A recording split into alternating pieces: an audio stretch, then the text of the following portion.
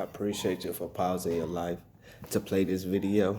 I appreciate the views, the likes, and the comments from the last Free Talk Friday.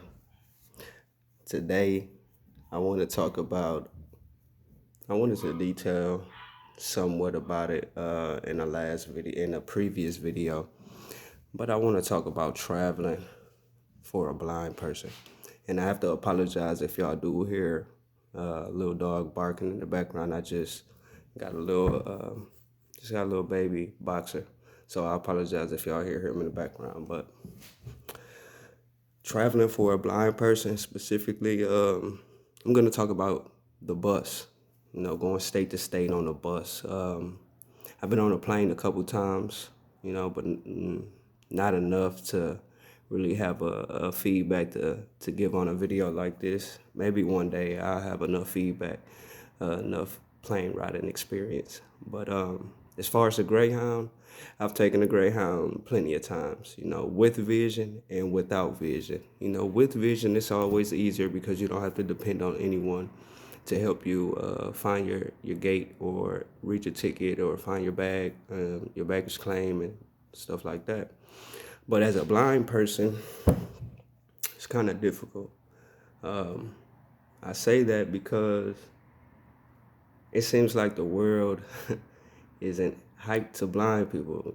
I said it previously, I'm gonna keep saying it. The world isn't up to blind people, and it's sad because it's been blind people for hundreds of years.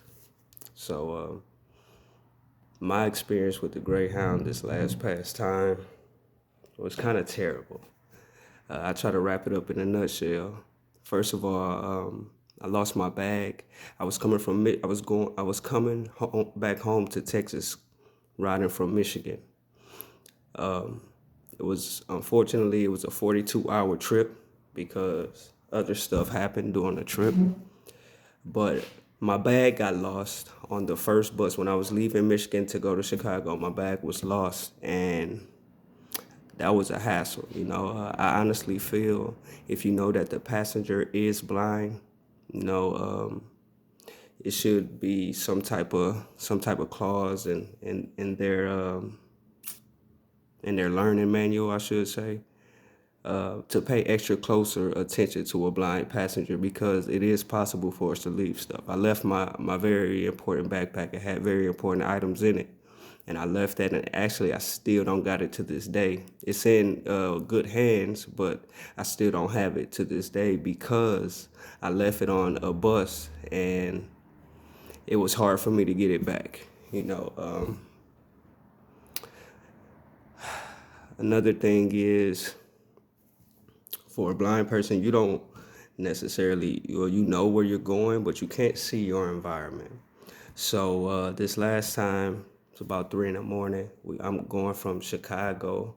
Like I say, I'm coming from Michigan to Texas, so I'm stopping at different states in between. It was a 42-hour trip, and I'm 6'3", so that got real uncomfortable.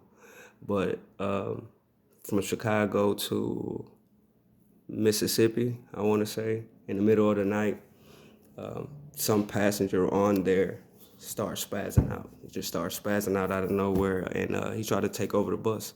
Start hitting the bus driver, And for y'all that don't know, on the Greyhound buses or on the newer buses, they have a cage around the bus driver, so for stuff like this can happen. But the driver didn't have the cage locked, so dude opened the cage and he started feeding him, start wailing on him, boom, boom, while he's still driving up the highway. It's 3 o'clock in the morning. Dude started wailing on him, started speaking in Spanish. He started speaking in Spanish angrily. You can tell somebody when they're angry or when they're disoriented. So he woke up out of a dead sleep 3 a.m, disoriented, started attacking the bus driver, trying to take the wheel from the bus driver. And the bus stops. The bus stops, the door open. That's all I hear. The bus stops, the door open, and someone gets off. So for the next, I want to say 45 seconds, it was nothing but silence on the bus because the whole bus woke up. Then everybody started screaming and everything. The next 45 seconds had to be the longest 45 seconds because we didn't know if the bus got jacked or if that was the driver on the bus. So there's people yelling at the driver, bus driver, please respond. Is it you or what's up? But y'all come over the intercom and he tells us everything is okay. You know what I mean? So they just, you know what I mean, just sweeping under the rug type stuff. For any questions, no, I haven't filed a complaint.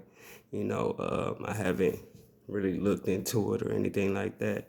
But it was just a crazy experience, not alone being a blind person, but being a person in that situation in general. In the middle of the night, my vision is totally gone at night, like I say, so I don't know what's going on. That was a very, I won't say traumatic, but it was a very scary, eye-opening experience.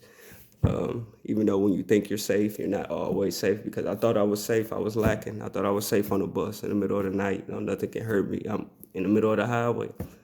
But that's just my experience from the Greyhound. And if you do ride the Greyhound as a blind person, just because it's possible, I don't want to deter anyone, because it's very possible, because I got here safely. Obviously, I wouldn't be talking to you guys if I wasn't safe. But just make sure when you book your ticket, tell the ticket person, tell the person, whoever the operator is, that you are blind.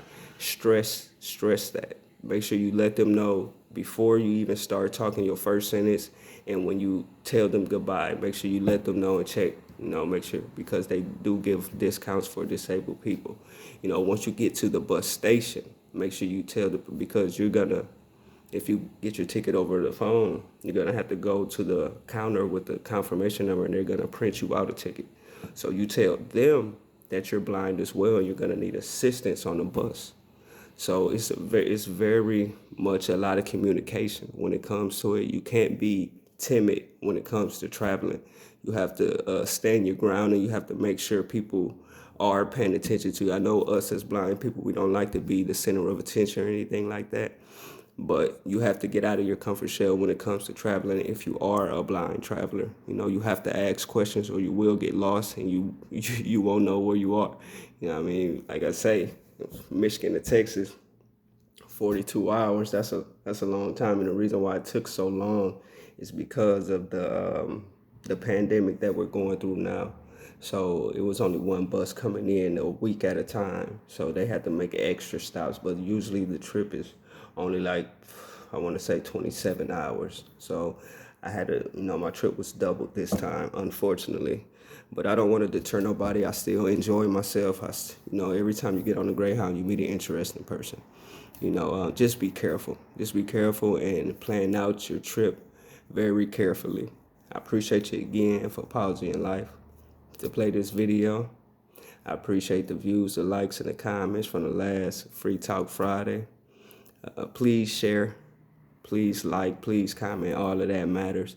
I don't know what's going on with the comment section right now, but they deactivated the comment section on YouTube, but we'll get to the bottom of it. Till next time, like I always say, keep it positive, keep it forward, keep it safe.